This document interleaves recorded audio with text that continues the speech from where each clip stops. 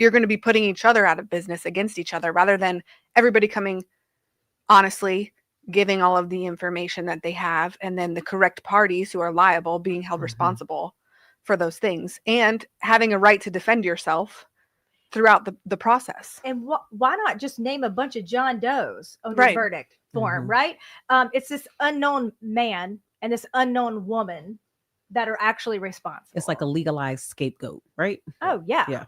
100% that's going to happen, because I mean, we're going to have savvy defense attorneys. Remember, they're representing. They have a duty to represent. They do a great job, and that's exactly what they're going to do. I mean, because it's going to limit any kind of recovery. It's going to be a disaster for catastrophic injury cases, because a lot of times those injuries are so big that I mean, we have to litigate those cases, right? And we have to go as hard as we possibly can, because we're up against time. Our clients are usually bankrupted. The whole family's torn apart. They can't work. And I mean, we can't get a trial date now for a year and a half. And that's what the current laws that we have. And then how does that work? I mean, practically speaking, it doesn't.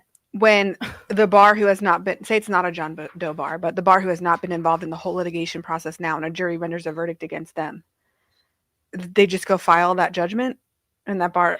Or let's say in this situation, Justin blames it all on Sade. Right, now I have a good judgment against Sade. What am I going to do? Go attach to her house? Yeah. And where's the due process in that? Where's her due process? Right. She didn't get a chance to defend herself the whole time, and I think it's worse for small businesses. Worse for everybody. Yeah. Worse, especially worse for bars when fingers are going to be pointed, and it's really just insurance companies trying to getting out of paying for anything, rather than anybody being held accountable truthfully for anything, or making any improvements, learning from it, compensating the injured person, that kind of stuff. Now we're just passing the buck and complicating things for no reason. Let's talk about that. Let's say that's the instance of someone who was overserved and chose to get behind the wheel, operate their motor vehicle, so they're clearly inebriated. They were overserved at a bar, and then they hit a client who then hires us. Sarah, just tell us kind of what we do as far as the investigation and how it would go.